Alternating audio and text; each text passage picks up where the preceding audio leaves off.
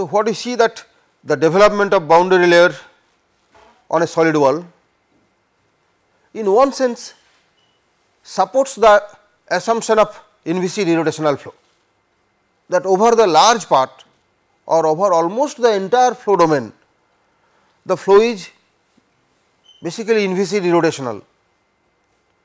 However, it says that there is a very thin region where the effect of viscosity cannot be neglected, whatever high the Reynolds number may be.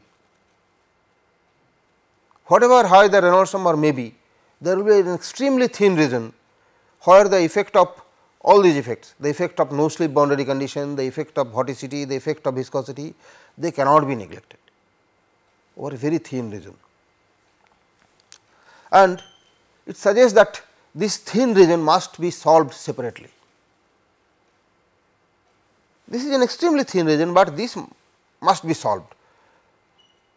This cannot be completely ignored. What we did earlier, this cannot be completely ignored.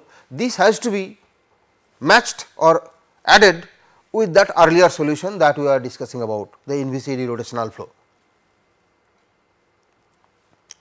However, the very nature of boundary layer helps us in simplifying the flow equation to some extent. It will not be as simple as the inviscid irrotational flow equation, but it will still help to simplify to some extent. This comes from the fact that in the normal direction, the normal to the wall, in that direction, the changes occur over a very small distance, over the thickness of the boundary layer. We of course do not exactly know what is the thickness of this boundary layer, or whether we will be even be able to define exactly the thickness of the boundary layer. We simply know that it is of the order of inverse square root of Reynolds number in general. But see, these are in a real situation, in a practical flow situation, there is no two different region. It is just only one flow. This is our mathematical nature, that description, that near the wall there is a region where velocity gradients are occurring very quickly, velocity changing very quickly, and after that it is not changing. But in the real case there is no discontinuity, it is a continuous flow from the solid wall to infinity, it is a continuous flow. Within that continuous infinite region, we have separated one thin region and one the remaining part. Say one is say about 0.01% and the remaining is 99.99%. But those two are not two distinct identity, that you must remember.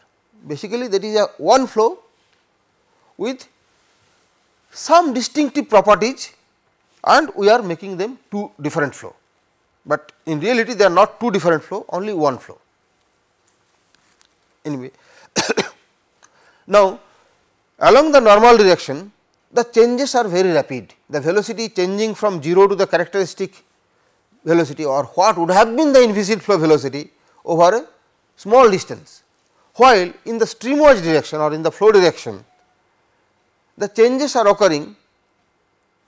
In the streamwise direction also the change in velocity is of the order of u infinity, that we have seen.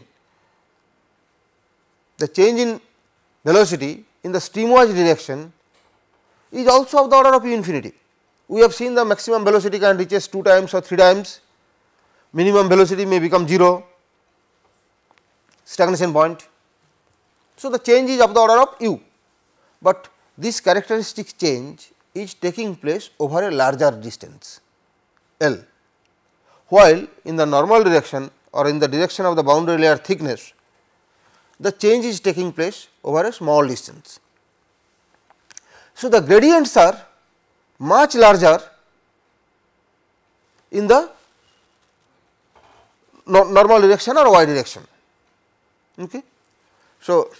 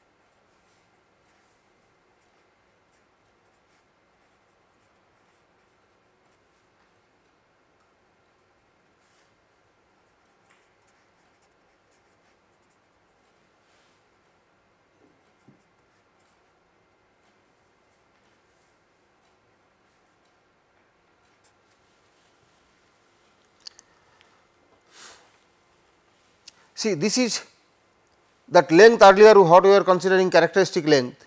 Now, we should consider when we discuss only about the boundary layer, we should consider two characteristic length, one along the streamwise direction which is of the order of the body size and a characteristic length in the within the boundary layer. For the boundary layer we cannot take that body length as the characteristic length, because the boundary layer is much thinner than the body length, much smaller compared to the body length, boundary layer thickness. So, we need to consider a separate characteristic distance in the for the boundary layer.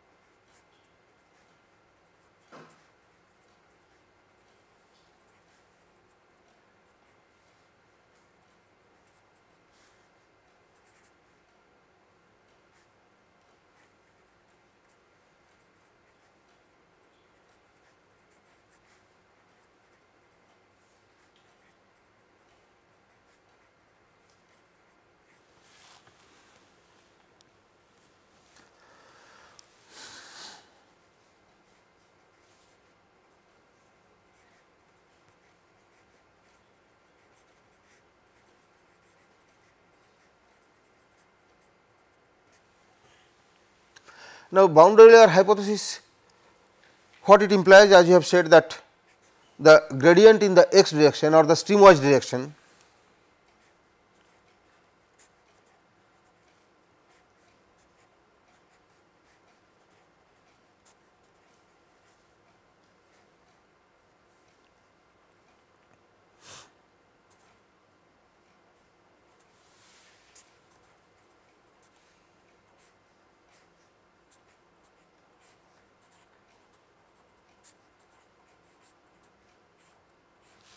sorry.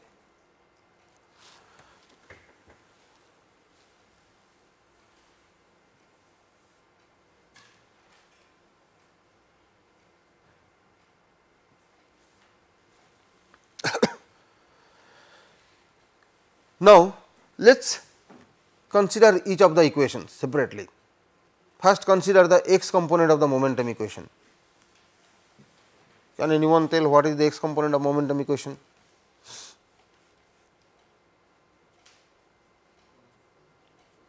X momentum equation.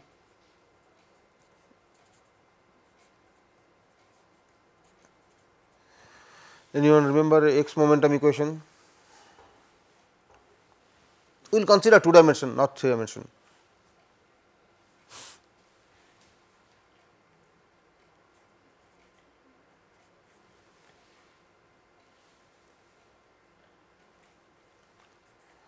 du dt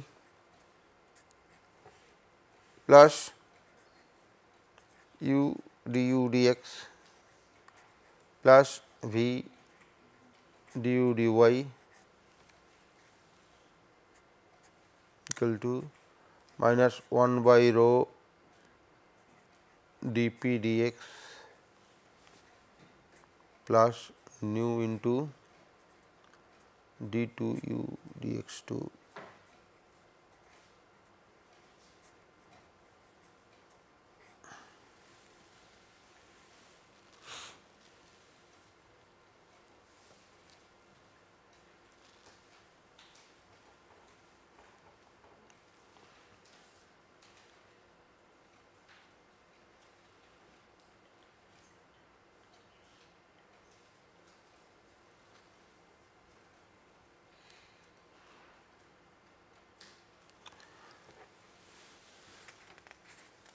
That is, let us consider this flow over a flat plate, because almost all aerodynamical bodies are approximately flat plate. So, we will consider a flat plate of infinite width, body of infinite width, 0 thickness, and in the streamwise direction let us say length be L.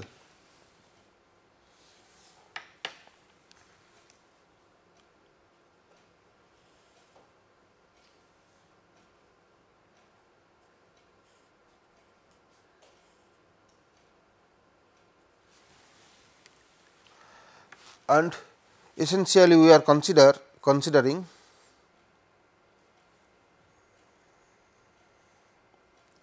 only this part of the flow. Okay.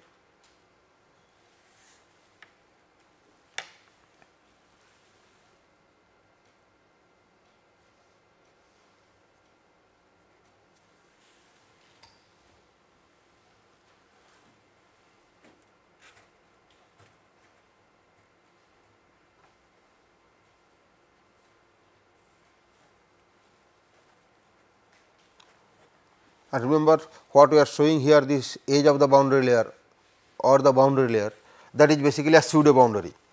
There is practically no such interface in the fluid. It is a continuous region of fluid. If we look to that flow, however closely, we will not be able to see this type of interface. This is just a mathematical artifact. In reality, will it be so distinct, like a layered, a film of different, will it be so distinct? So distinct means, see, you can't see it that there is some layer like this.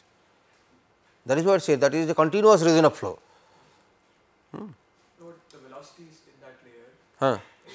That boundary. If you measure the velocity, will it be a distinct jump from this? Not distinct jump. It is no longer a jump. It is a continuous variation, smooth variation. The velocity variation, or what is known as the velocity profile. See, the velocity will vary. Later on, you will see it. If we call this is that distance y and this is the velocity u, within the boundary layer the velocity will vary something like this, it may be something like this, or it may be something like this way it will go on, a smooth variation, no jump. The jump was at t equal to 0 only.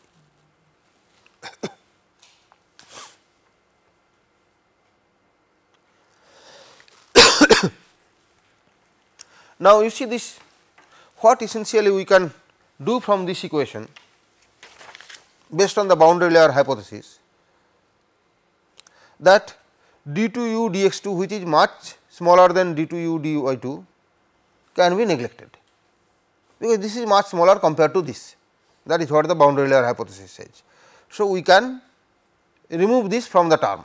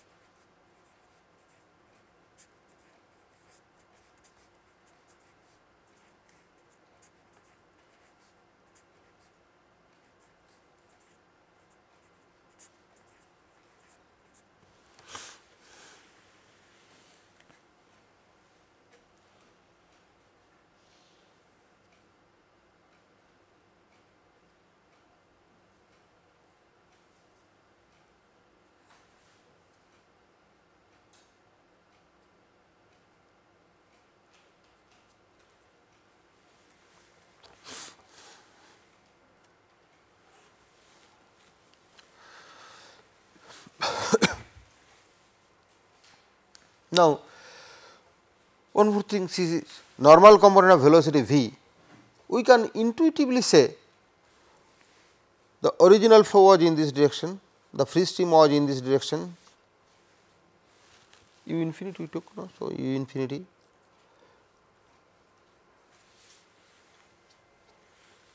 and knowing the nature of this geometry, what we can see is the velocity here is predominantly in the x direction. There might be a very small component of normal direction. If the flow would have been a purely inviscid flow, will there be any normal component of velocity in this situation? No. You can look back to our solution of our flow over a flat plate, which we obtained the analytic solution by Joukowski's theorem, flow over a flat plate. You can see that for the inviscid flow, the v component of the velocity on is 0, and that is also from your observation or practical experience also you can see that if you have a flat plate and the flow is along that direction, then the flow will be only in the x direction. There might be some small values in the y direction here within the boundary layer because of viscous action. So, one thing is known that the v is very small, the v component is also very small. Now, let us come back to the continuity equation for 2 dimensional continuity equation. Okay. We are considering incompressible flow. So, the 2 dimensional continuity equation is simply du dx plus dv dy.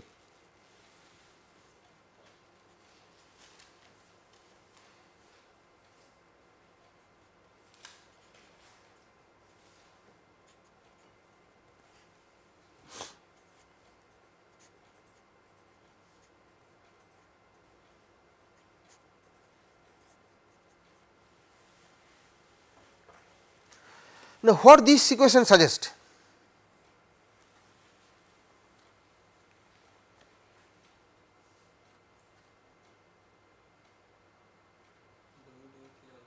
That these two terms have same size, because they add to 0, the two terms add to 0. So, their magnitude is same, their magnitude is same.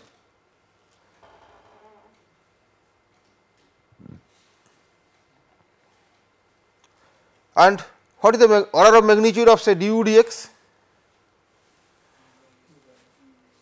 U by L. Okay. So, in this and dv dy as we can say is a v by delta.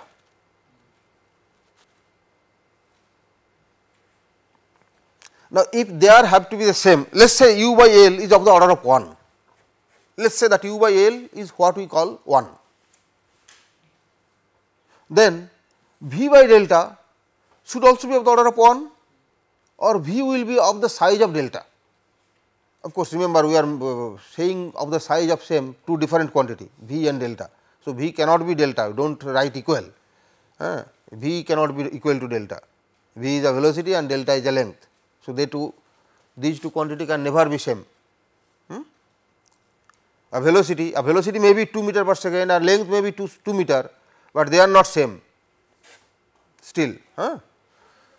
So, never write v equal to delta, remember even if their values are same.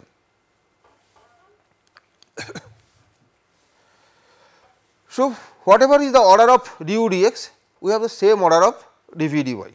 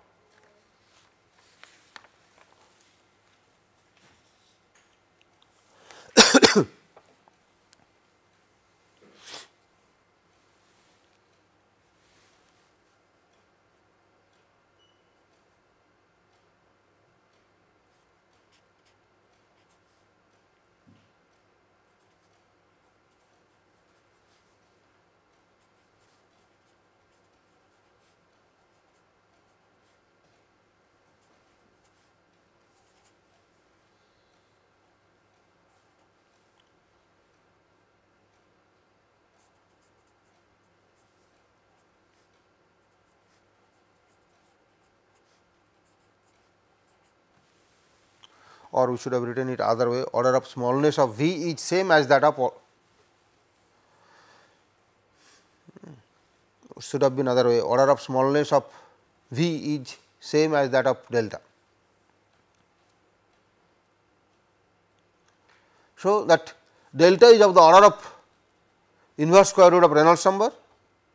So, v will also be of the order of inverse square root of Reynolds number, the magnitude.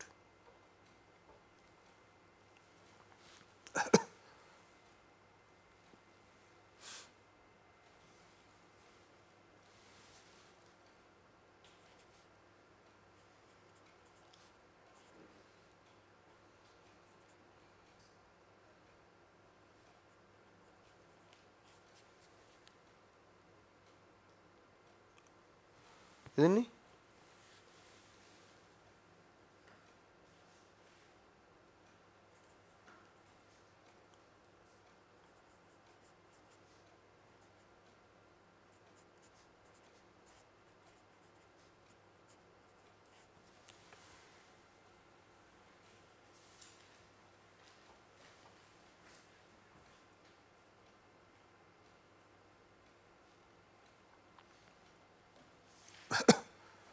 Or you can write that delta is L, delta is proportional to L by square root of Reynolds number and V is proportional to u infinity by square root of Reynolds number.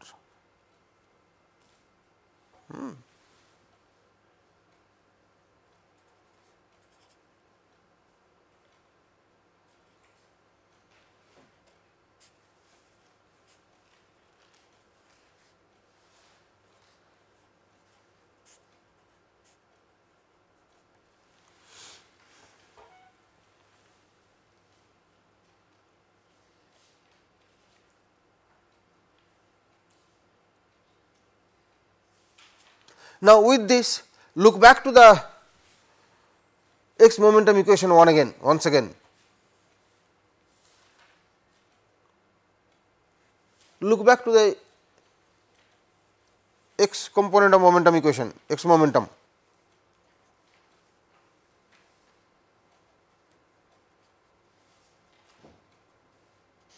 Can we make any further simplification? Oh, sorry, not. Can we make any further simplification?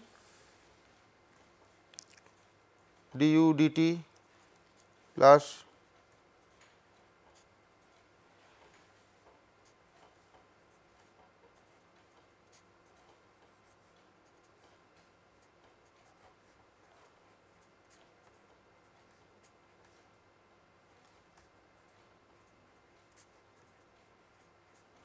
can we make any further simplification here?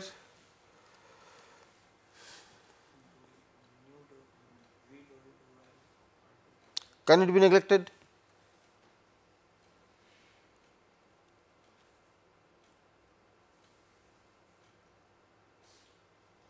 Can it be neglected? Yes.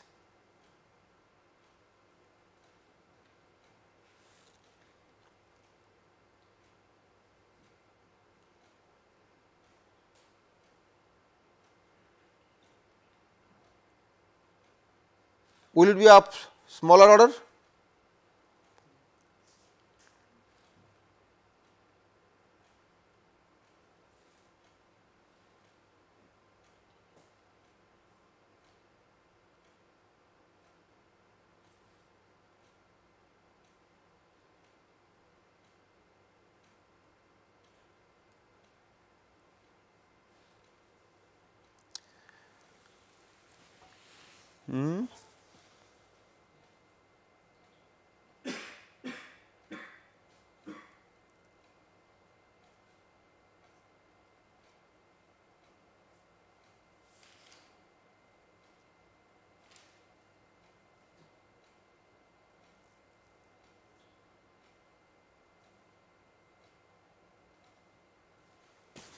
We already had du dy much larger than du dx.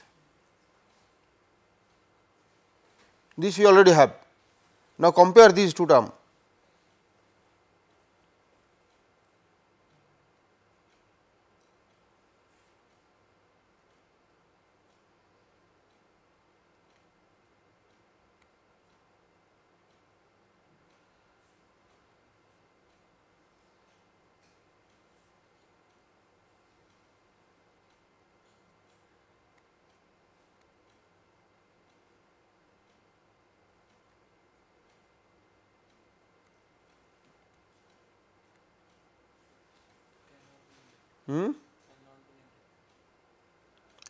Cannot be neglected?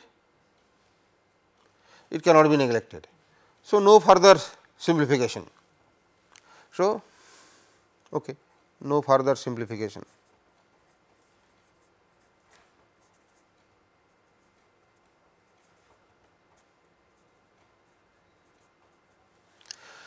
Now, let us come to the y momentum equation.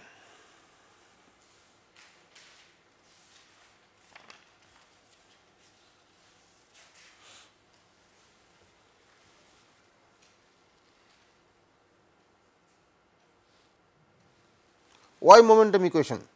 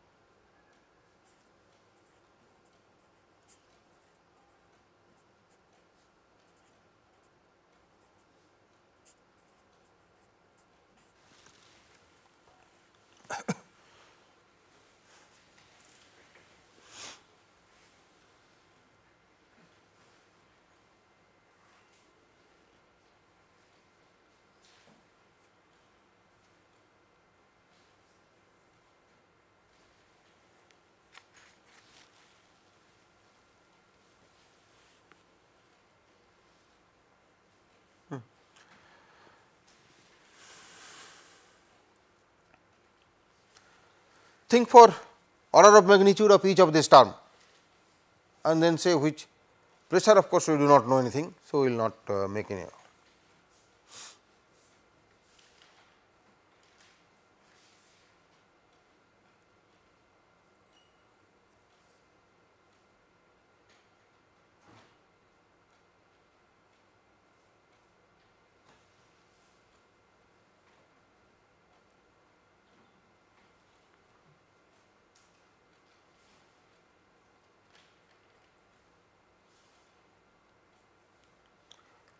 We already have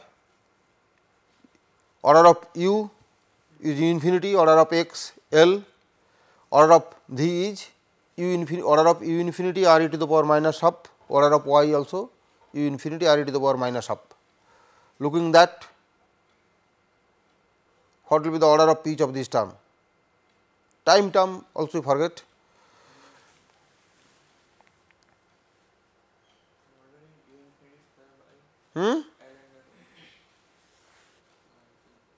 Okay, what is the order of this equation in terms of Reynolds number?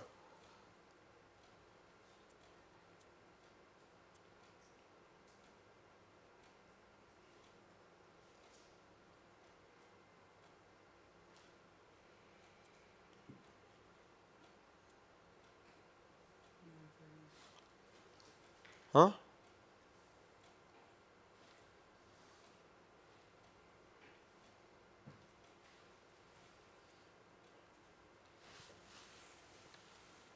U infinity squared by root r e into L.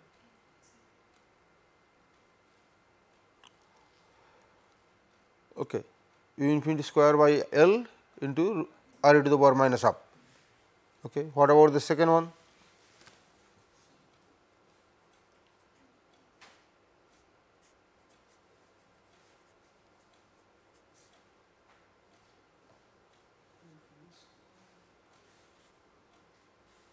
U infinity squared by r e. Same. No, r e won't be minus half, r e will be minus 1. So, it is u infinity Squared r e by L into r e to the power minus 1. Okay. Here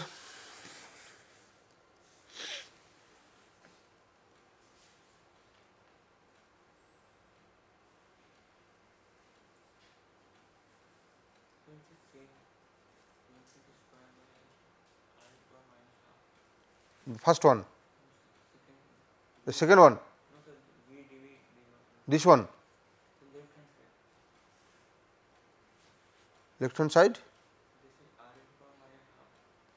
it also should be r e to the power minus half, not minus 1. Y is also there, no? V dV dy, 2V 1y, 1y both are r e to the power minus half, V is also r e to the power minus half, y is also r e to the power minus half. So, 1 r e to the power minus half gets cancelled. Okay.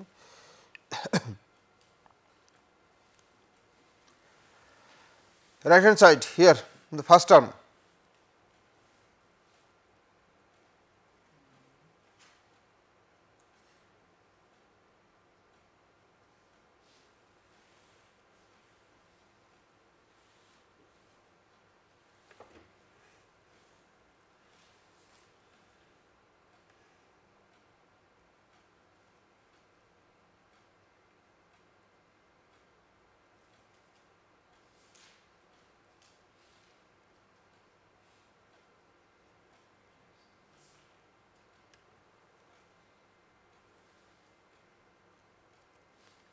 Even you have to say the order of nu, what is the magnitude of order of nu?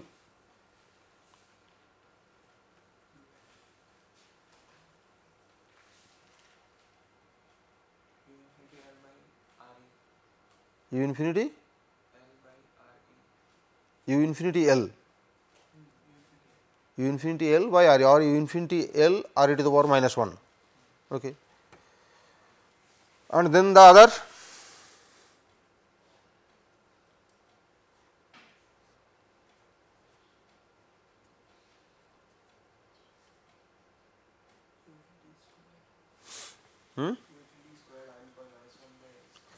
U infinity,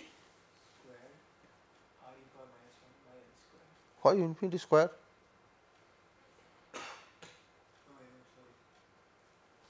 U infinity by L square. Okay.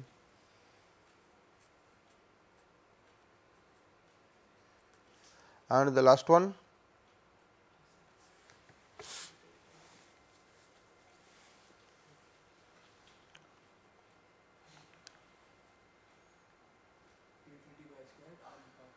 U infinity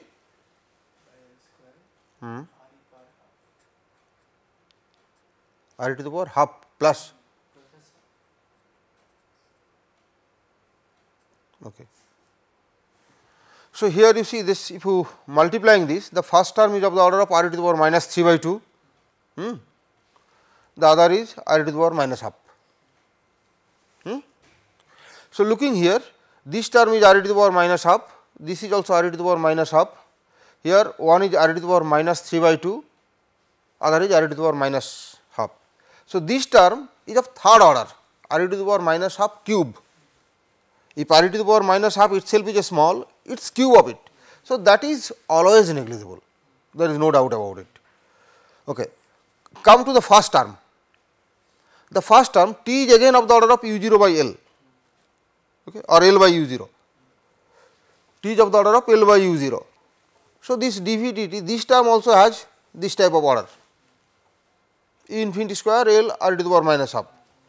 So, on the right hand left hand side all three are of the order of R e to the power minus half, and the right hand side the largest term is R e to the power minus half. So, what it implies that this dp dy must be of the order of R e to the power minus half. Since all other terms in a equation is of the order of R e to the power minus half, the remaining term has to be of that order, otherwise there will be no balance.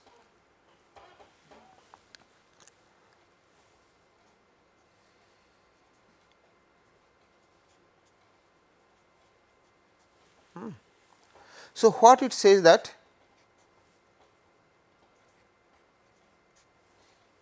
dp dy is of the order of R e to the power minus half. What is dp dy? Pressure, change in pressure or pressure gradient within the boundary layer.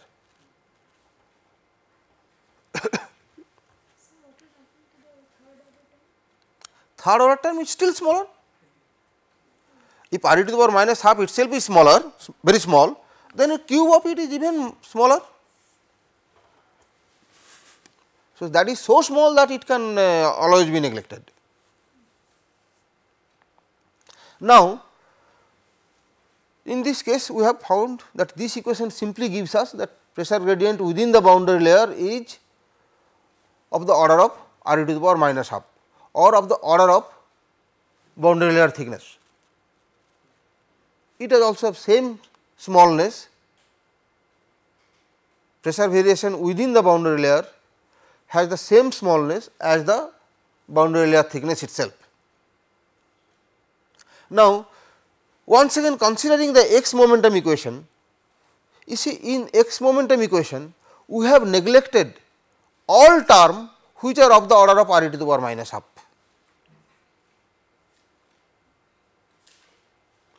In the x momentum equation we have not retained any term which is of the order of R e to the power minus half, neither in the continuity equation. Only those terms which are of the order of u by L, they are retained. Okay. So, since we have written only those terms which are of the order of u infinity by L in the x momentum equation, it is justified that here also we retain only those terms which are of the order of u infinity by L, but there is no such term in y momentum equation. That means, the complete y momentum equation can be ignored, giving what? That dp dy equal to 0. So,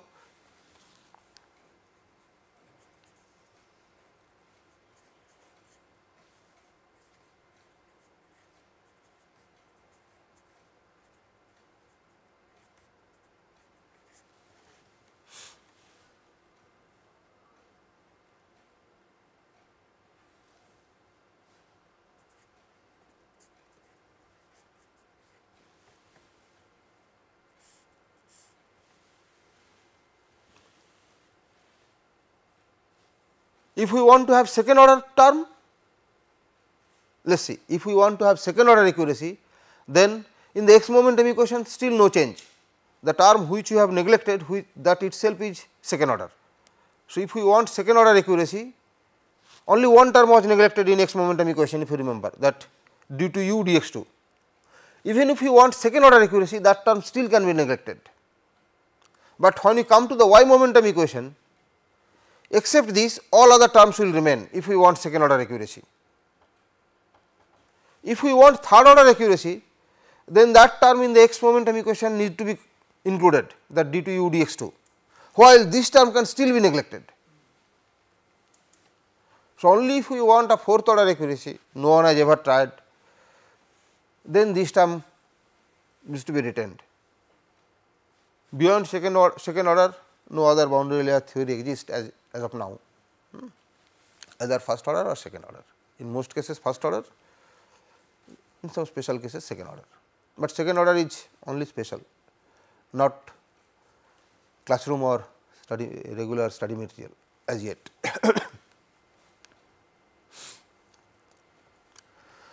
So, what it gives this boundary layer theory? Another implication, that the pressure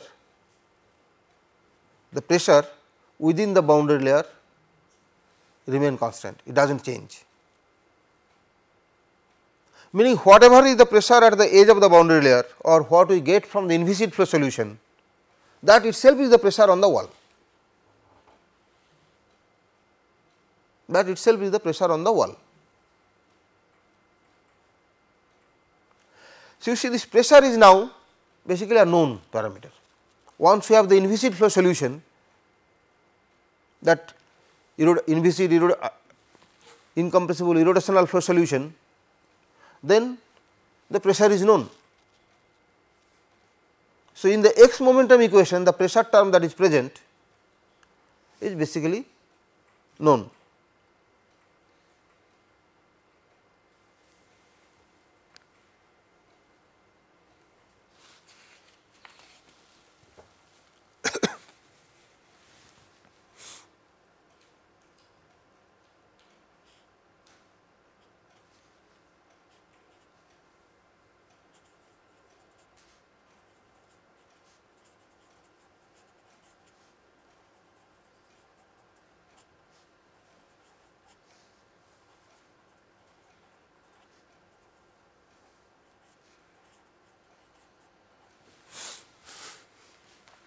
We will also see the experimental verification of these statements.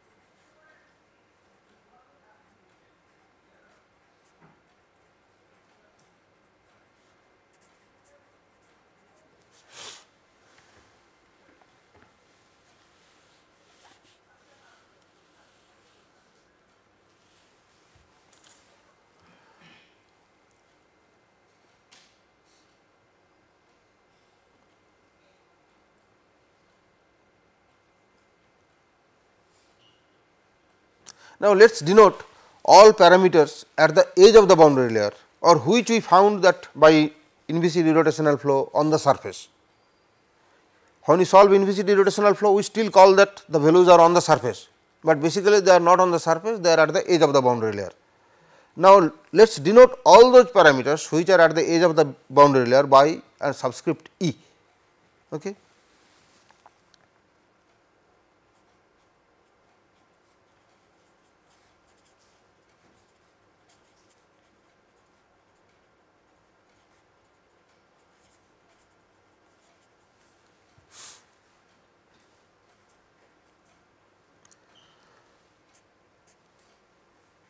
Let us denote the velocity at the edge of the boundary layer is u e.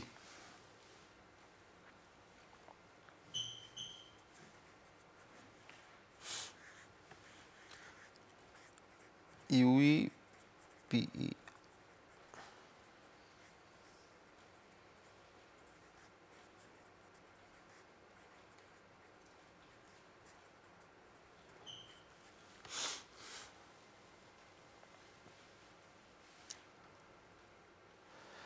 Now, let us satisfy x component of momentum equation at the edge of the boundary layer. Satisfy x component of momentum equation at the edge of the boundary layer.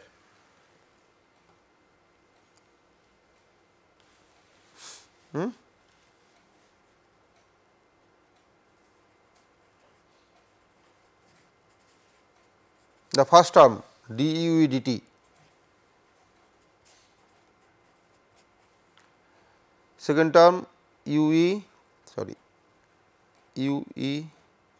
d u e dx, third term what is V e? V e is 0. So, the third term is 0.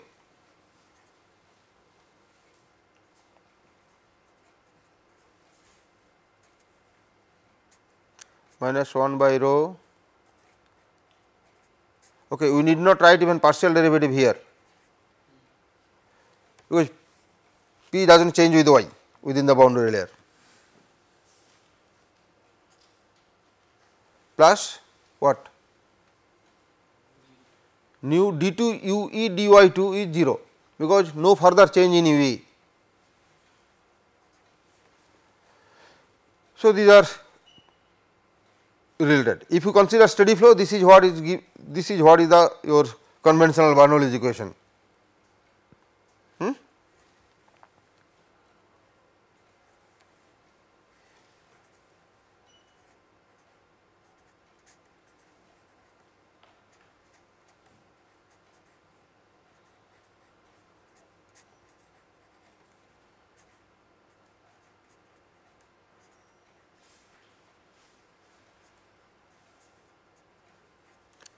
This is what is the Bernoulli's equation, no?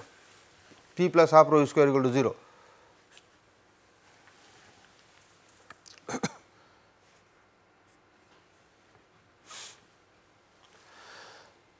So, solving a boundary layer equation now means what? We need to solve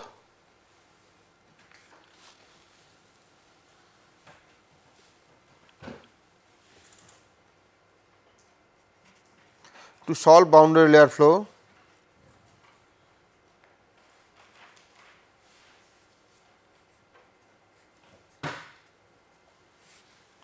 What we need to solve? The equations are the continuity equation,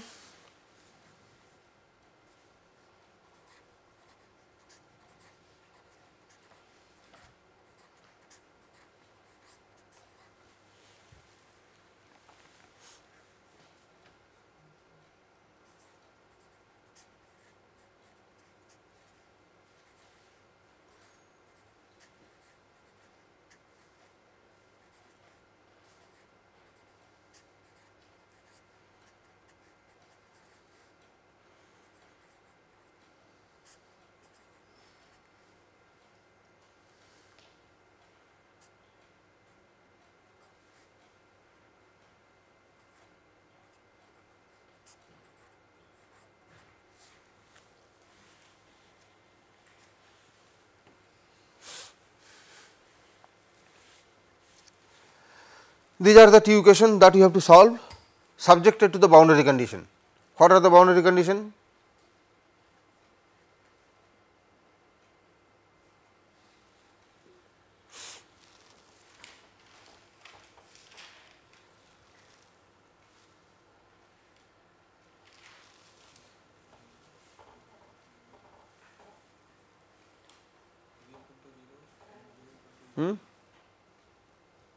We have no slip boundary condition on the wall, which is u equal to 0, v equal to 0 at y equal to 0 for all x for all t.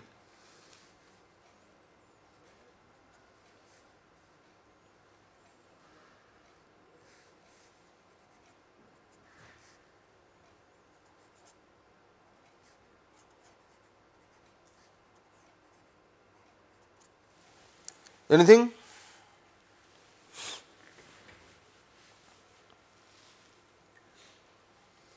What else?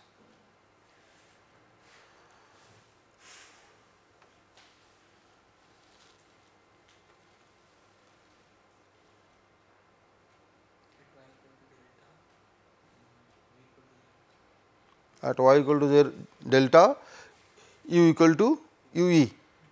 Okay.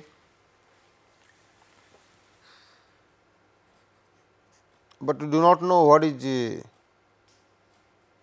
say let us write it this way, u at any x, that is at any y at x t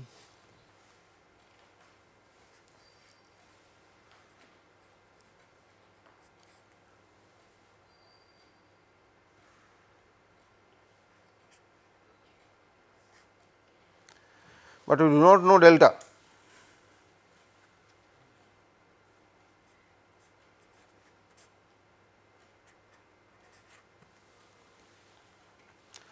Take it this way, for very large y,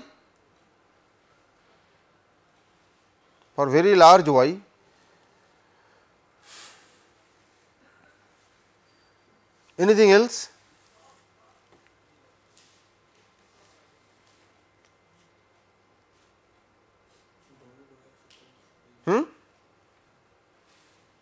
Any other boundary condition?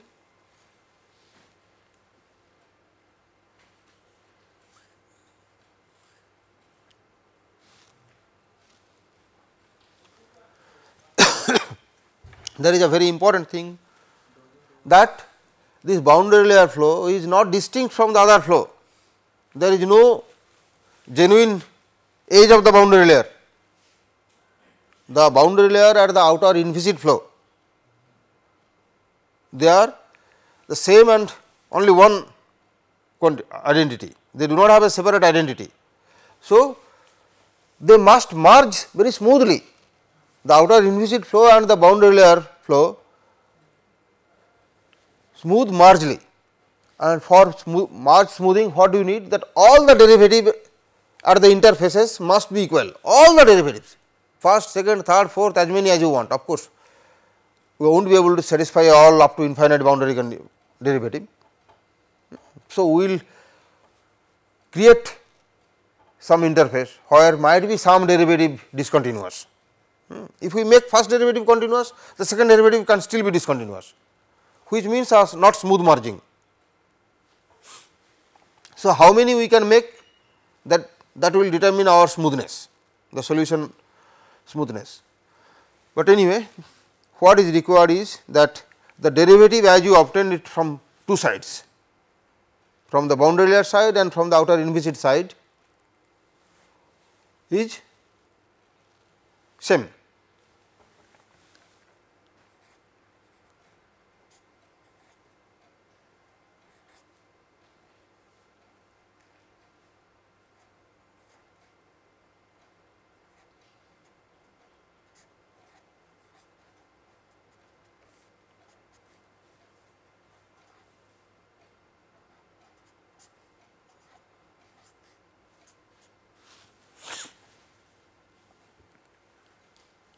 Or this may little confuse you. Let us write it this way and then finally we will write it. Let du dy at y equal to delta equal to dV dy, but this is at y equal to delta, this is equal to 0. Okay. And similarly, the second, third and all are can be written as 0.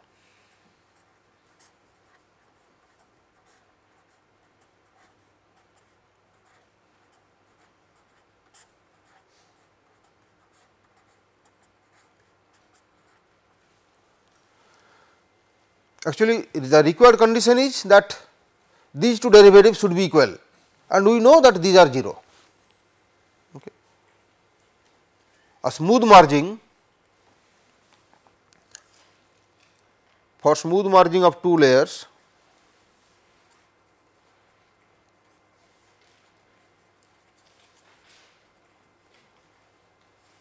boundary layer and outer inviscid flow.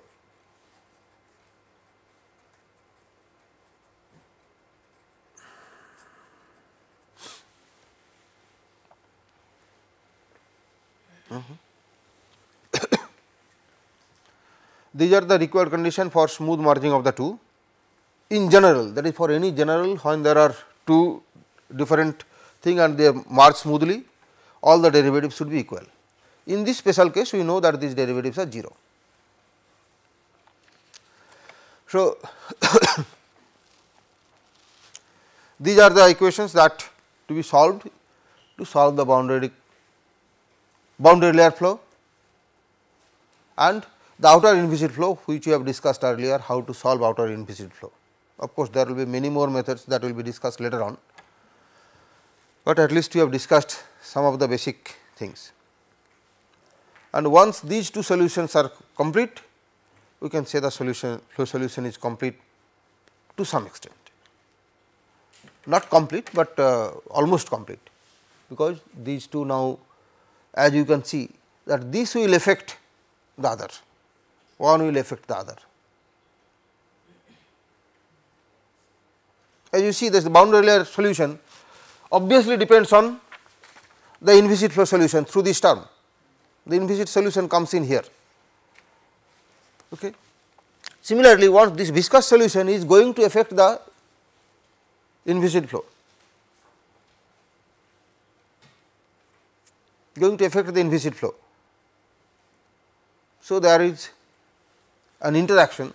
This interaction sometime may become weak, sometime may become strong, and if necessary this process has to be continued.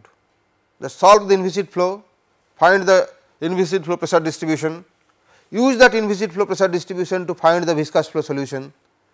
Once you find the viscous flow solutions, your boundary condition for the inviscid flow solution will change. So, recalculate your inviscid flow, obviously you are going to find a new pressure distribution, means a new boundary layer development, until they converge, and once you get that, that is the complete solution within the framework of boundary layer hypothesis. However, all flows are not boundary layer flows, all viscous flows are not boundary layer flows, as we have mentioned earlier, that only for high Reynolds number that thing happen, and even there are certain cases when even at high Reynolds number there may not be a boundary layer flow. The boundary layer to develop, we need a opposition between convection and diffusion. Sometime they do not oppose, there are some flow situations where they do not oppose, in that case there will be no boundary layer.